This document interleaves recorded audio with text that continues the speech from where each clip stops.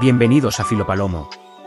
Si te interesan cuestiones de fe, razón y ciencia, e incluso de cultura y religión, quédate con nosotros.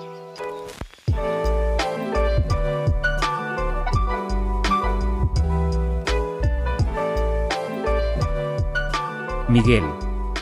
Sabemos que el mal, o el pecado, llega por la corrupción, pero ¿cómo se generó esa corrupción originalmente?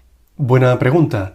Hace unos días una seguidora en Instagram me preguntaba esta interesante cuestión, y creo que todo puede enfocarse en la pregunta: ¿de dónde viene el mal? ¿Cuál es el origen del mal? Yo me quedo con la respuesta clásica que ya expuso Agustín de Hipona en sus Confesiones. El mal es la ausencia del bien.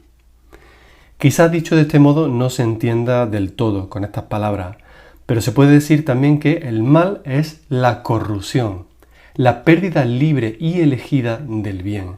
Es decir, uno elige el mal y la corrupción antes que el bien. Ese es el origen del mal, la elección. Es decir, el mal no es una cosa, sino más bien un estado.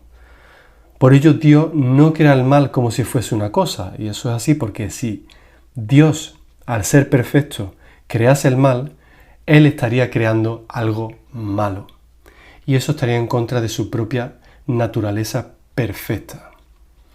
Pero sí que puede dar libertad, dejar esa ventana a la libertad, para que las personas elijan alejarse del bien y corromperse. Aún así, uno podría preguntarse, y muchos lo preguntan, ¿no sería Dios responsable del mal?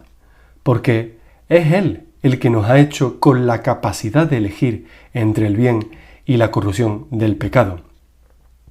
Al habernos dado la elección, ¿acaso no es responsable del mal, aunque sea indirectamente? Yo creo que no. Y os traigo un ejemplo, que sería el de los niños. Un padre, imaginad, le dice a su hijo: amar está bien y matar está mal. Escoge lo que libremente quiera. Y ahora podemos imaginar que el hijo escoge matar. En ese caso, ¿es el padre responsable? Creo que la mayoría estaríamos de acuerdo en que el padre no es responsable de ese acto de matar que ha cometido el hijo. Dios es tan responsable de nuestro mal como responsable es un padre cuyo hijo ha escogido matar, asesinar, robar o realizar cualquier otro pecado. A pesar de ello, muchos piensan que Dios sigue siendo responsable del mal por habernos dado esa especie de ventana al mal, la ventana de la libertad. Pero claro, si no existiese esa ventana, no seríamos seres libres, sino que seríamos robots. ¿Y quién quiere ser un robot? Yo creo que realmente en la práctica nadie. Todos damos gracias porque, por ejemplo, en nuestros países somos libres, porque somos libres en nuestras ciudades. Podemos pensar una cosa, podemos pensar otra, y eso lo tomamos como algo bueno. Somos libres con nuestros amigos, somos libres con nuestra familia, pero muchos se echan las manos a la cabeza porque Dios nos haya hecho libres.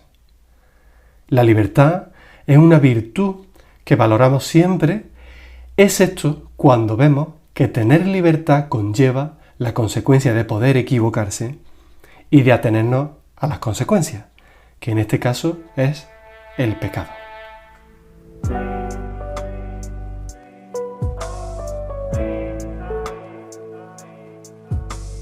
¿Y por qué, si el primer pecado sucedió antes de Adán y Eva, ellos tuvieron que pagar las consecuencias de esa corrupción, siendo engañados por Satanás? El pecado entra al mundo a través de Adán y Eva, tal y como vemos en Génesis capítulo 3. Sin embargo, eso no significa que el pecado no existiese anteriormente. El pecado siempre ha existido, en tanto que han existido seres libres que pueden escoger al pecado por encima de Dios. Y ahora no me estoy refiriendo a los seres humanos, sino que me estoy refiriendo al caso de Satanás, que no era otra cosa que un ángel descrito en la Biblia como de belleza perfecta, tal y como dice Ezequiel 28:12. Y Satanás hizo lo mismo que nosotros cuando pecamos. Él escogió la corrupción antes que la luz. Parece ser que es la primera mención del pecado, el pecado de Satanás. Él se rebeló contra Dios, queriendo ser como Él, y mediante ello arrastró además una multitud de ángeles con Él, lo que hoy llamamos demonios. Dice Apocalipsis 12:4 que Satanás arrastró consigo a una tercera parte de los ángeles creados por Dios. Dios dejó a Satanás libertad.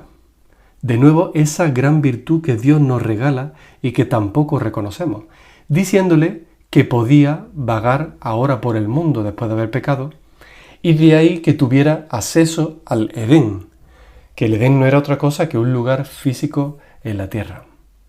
Por lo tanto, Satanás es expulsado de la presencia divina después de su pecado, pero no de la tierra. Y luego Satanás tienta a Adán y a Eva. Ellos, Adán y Eva, no pagaron por lo que hizo Satanás, sino que pasaron por el mismo proceso. Escogieron el mal antes que el bien. Ahora, la paga sí es distinta para ellos. No parece que Dios dejase a Satanás y a sus ángeles un atisbo de arrepentimiento, sino que directamente Satanás fue condenado y esos ángeles fueron condenados, como dice 2 de Pedro 2:4. Mientras que Adán y Eva, una vez que pecaron, sí recibieron la oportunidad de volver a Dios. Muchos teólogos, hay discusión acerca de esto, piensan que es debido a la cantidad de revelación a la que fueron expuestos. Es decir, Satanás vio y conoció a Dios directamente y no había lugar a duda de su divinidad, de la divinidad de Dios.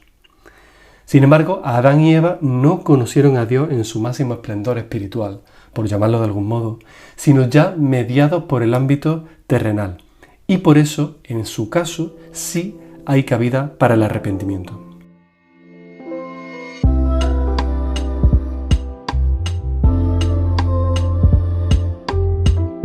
¿Por qué si todos sabían la verdad, Adán, Eva y los ángeles, decidieron confiar en Satanás? Esa es la gran pregunta que yo me hago. ¿Por qué, aunque nosotros como creyentes, los que somos creyentes, conocemos a Dios, conocemos su palabra en la Biblia, conocemos su hecho, sabemos lo que está bien, lo que está mal, sabemos lo que Dios nos pide, a pesar de todo, seguimos cayendo en el pecado? Ese es el drama del ser humano, que nunca es capaz de escapar de la naturaleza pecaminosa que tenemos y que somos una contradicción andante, porque los que somos creyentes amamos a Dios, pero a la vez, cuando pecamos, le traicionamos. Queremos el bien, pero no somos capaces de acogerlo en su totalidad. Esto lo expresa muy bien Pablo en Romanos 7, del 19 al 25, unos breves versículos que voy a leer. Dice lo siguiente: de hecho, no hago el bien que quiero, sino el mal que no quiero. Y si hago lo que no quiero, ya no soy yo quien lo hace, sino el pecado que habita en mí. Así que descubro esta ley, que cuando quiero hacer el bien, me acompaña el mal. Porque en lo íntimo de mi ser, me deleito en la ley de Dios, pero me doy cuenta de que en los miembros de mi cuerpo hay otra ley, que es la ley del pecado. Esta ley lucha contra la ley de mi mente, y me tiene cautivo. Soy un pobre miserable, dice Pablo. ¿Quién me librará de este cuerpo mortal? Gracias a Dios por medio de Jesucristo nuestro Señor. En conclusión, dice Pablo, con la mente yo mismo me someto a la ley de Dios, pero mi naturaleza pecaminosa está sujeta a la ley del pecado. Adán y Eva eran igual que nosotros en este sentido. No eran seres especiales, no tenían una mayor revelación espiritual de la que podemos tener nosotros. Y por ello, aunque conocieron a Dios, también le traicionaron, al igual que nosotros podemos conocer a Dios y traicionarle a través del pecado. Por eso sigue siendo una gran contradicción la de que Adán y Eva, al igual que Satanás y los ángeles, aun conociendo a Dios, especialmente Satanás y los ángeles, con mayor esplendor, con mayor profundidad, decidieron acatar ese pecado. Los ángeles y Satanás distintos en sustancia a los seres humanos, ontológicamente hablando, es decir, el tipo de naturaleza que tienen, ya que ellos son seres espirituales, a pesar de que tienen esa distinción, son también iguales en cuanto a la capacidad de elegir. Es decir, ellos también eligieron el pecado, tenían libertad de elegir el pecado antes que el bien. Por eso, todos estos relatos bíblicos nos apuntan a la fidelidad de Dios para con nosotros. Es decir, la historia de Adán y Eva, la historia de Satanás y los ángeles caídos, Pablo hablándonos de estas debilidades. Todo ello apunta a la fidelidad de Dios para con nosotros. Porque aunque le rechazamos continuamente por nuestra naturaleza pecaminosa, Él siempre está con los brazos abiertos, dispuestos a liberarnos de nuestro pecado. Miguel responde a tus preguntas. Envíalas a filopalomo.contacto@gmail.com. Si te ha gustado, puedes ayudarnos suscribiéndote al canal y compartiéndolo con tus amigos. También estamos en TikTok e Instagram. Gracias por escucharnos.